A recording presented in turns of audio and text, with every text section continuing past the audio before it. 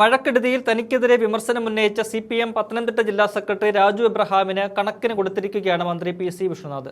മഴക്കെടുതിയിൽപ്പെട്ട ഒരു നാടൊന്നാകെ വിറങ്ങലിക്കുമ്പോഴാണ് അതിൽ രാഷ്ട്രീയം പറഞ്ഞ രാജു എബ്രഹാം രംഗത്ത് വന്നത്. പേരിന് വേണ്ടി ജില്ലയുടെ ചുമതലയുള്ള മന്ത്രി കോൺഗ്രസ് പ്രവർത്തകരെ വിളിച്ചുകൂട്ടി ഒരു യോഗം നടത്തി പോയതല്ലാതെ യാതൊരു പ്രവർത്തനവും നടന്നിട്ടില്ലെന്നായിരുന്നു രാജു എബ്രഹാമിന്റെ ആക്ഷേപം. നാട്ടുകാരാണ് രക്ഷാപ്രവർത്തനം ഏകോപിപ്പിച്ചത്.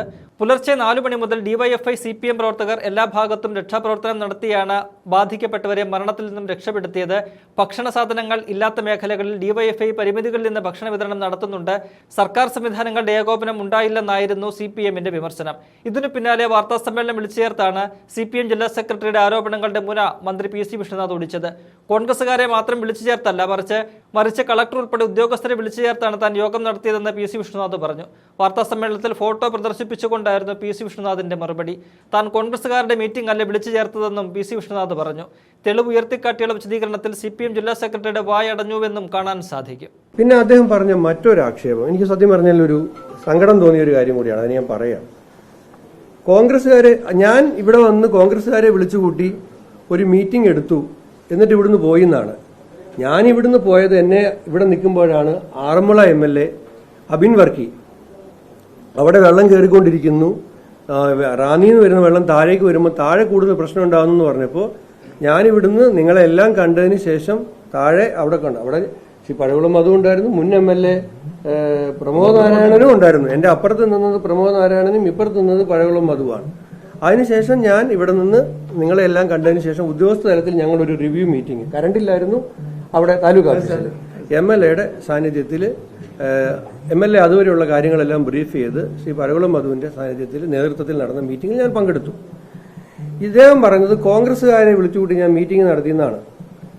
ഇവിടെ ഇരിക്കുന്നത് ഒന്ന്, പിന്നെ കളക്ടർ എന്റെ ഇപ്പുറത്തിരിപ്പുണ്ട്.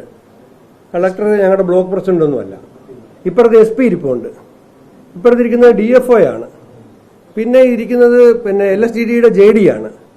അതിന്റെ ഇപ്പുറത്തിരിക്കുന്നത് ഡെപ്യൂട്ടി തഹസിൽദാർമാരാണ്, ADM ആണ്, RDO ആണ്, റവന്യൂവിലെ മറ്റു ഉദ്യോഗസ്ഥരാണ്. ഇത് നിങ്ങൾക്ക് ഇതില് ആകെ റിങ്കു ചെറിയാൻ മൂലക്കിരിപ്പുണ്ട്. ഇപ്പൊ ജില്ലാ പഞ്ചായത്ത് പ്രസിഡന്റും പഞ്ചായത്ത് പ്രസിഡന്റുമാരും സ്റ്റാൻഡിംഗ് കമ്മിറ്റി ചെയർമാൻമാരും കുറച്ചുപേര്, എല്ലാവരും ഇല്ല, കുറച്ചെടുപ്പുണ്ടായിരുന്നു.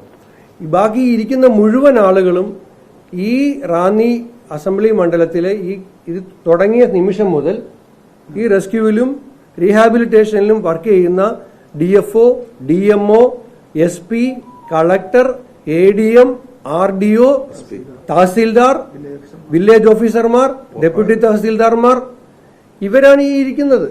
ഇതാണ് ആ ചിത്രം, ഞാൻ നടത്തിയ മീറ്റിംഗിന്റെ ചിത്രം. ഇങ്ങനെ ഒരു സാഹചര്യത്തിൽ എന്നെ അധിക്ഷേപിച്ചിട്ട് അദ്ദേഹത്തിന് എന്ത് കിട്ടാനാണ്? ഞാൻ അത്ര ഔഷധ ഗുണമുള്ള ആളല്ലല്ലോ. എന്നെ ഇങ്ങനെ ആക്രമിച്ചിട്ട് അത്ര വലിയൊരു ഹൈ പ്രൊഫൈലിൽ നിൽക്കുന്ന ആളൊന്നും അല്ലല്ലോ. എനിക്ക് പത്തനംതിട്ട ജില്ലയുടെ ചുമതലയുണ്ട്. ഇവിടെ വെള്ളം കയറിയെന്നുള്ള വിവരം കിട്ടിയ സമയത്ത് തിരുവനന്തപുരത്ത് എല്ലാ പരിപാടിയും റദ്ദ് ചെയ്ത് വന്ന് ആ സമയം മുതൽ ഈ സമയം വരെ ഈ എല്ലാ സ്ഥലത്തും പോയി റിലീഫ് ക്യാമ്പിലും സന്ദർശിച്ച് അവിടുത്തെ കാര്യങ്ങൾ വിലയിരുത്തി വെള്ളം കയറുന്ന സ്ഥലത്ത് പോയി ഉദ്യോഗസ്ഥന്മാരുടെ മീറ്റിംഗ് വിളിച്ച് നിൽക്കുന്ന ഒരാളാണ്. അപ്പൊ എന്നെ ഇങ്ങനെ അധിക്ഷേപിക്കുന്നതിൽ നിന്ന് എന്തിനാണ് വലിയ വലിയ ആളുകൾ ഇങ്ങനെയുള്ള അധിക്ഷേപങ്ങൾ പറഞ്ഞ് അവരുടെ വിശ്വാസ്യത കളയുന്നത്? ഇതല്ലേ മീറ്റിംഗ്? ഈ മീറ്റിംഗ് ഞാനിവിടെ കോൺഗ്രസിന്റെ മീറ്റിംഗ് വിളിച്ചിട്ട് ഇവിടുന്ന് പൊക്കളഞ്ഞു എന്ന് പറയുന്നത് ഒരിക്കലും ഇത്തരം ഘട്ടങ്ങളിൽ പറയാനേ പാടില്ലായിരുന്നു എന്നുള്ളതാണ്.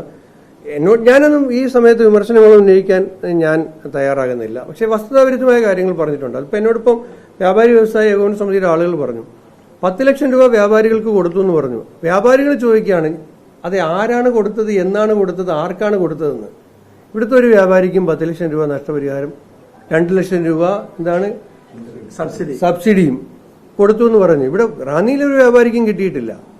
എന്തിനാണ് ഇങ്ങനെയൊക്കെ പറയുന്നത്? അതുകൊണ്ട് ഇത്തരം കാര്യം ഇന്ന് ഈ ഒരു രാത്രി കൂടി നമ്മളെ സംബന്ധിച്ചിടത്തോളം ആശങ്കയുടെ രാത്രിയാണ്. കാരണം ഡിസാസ്റ്റർ മാനേജ്മെന്റുകാർ വൈകുന്നേരം തന്ന അറിയിപ്പും മാലക്കരയിൽ ഒരു സെൻട്രൽ വാട്ടർ കമ്മീഷന്റെ ഒരു ഒരു മാപിനിയുണ്ട്, മാലക്കരയിലാണുള്ളത്. ആ മാപിനിയിൽ പമ്പയിലെ ജലനിരപ്പ് അതിതീവ്ര വെള്ളപ്പൊക്കമാണ് കാണിച്ചിരിക്കുന്നത്. അതിതീവ്ര വെള്ളപ്പൊക്കം കാണിച്ചിരിക്കുന്നതാണ് ഇപ്പോൾ അവിടെ സെൻട്രൽ വാട്ടർ കമ്മീഷന്റെ മാലക്കരയിൽ മാവിനി ആണ്. അപ്പൊ ഈ സാഹചര്യത്തെ നമുക്കെല്ലാവർക്കും രാഷ്ട്രീയം മറന്ന് ഒരുമിച്ച് ജനങ്ങളുടെ ജീവനും സ്വത്തും സംരക്ഷിക്കാൻ വേണ്ടിയിട്ട് നേരിടേണ്ടതിന് പകരം ഈ ഘട്ടത്തിൽ ഇത്തരം ആക്ഷേപങ്ങളും ആരോപണങ്ങളും ഉന്നയിക്കുന്നത് പുനഃപരിശോധിക്കണമെന്നാണ് എൻ്റെ അഭിപ്രായം. ഞാനത് ഇത്രയും സൂചിപ്പിക്കുന്നു മാത്രമേ ഉള്ളൂ.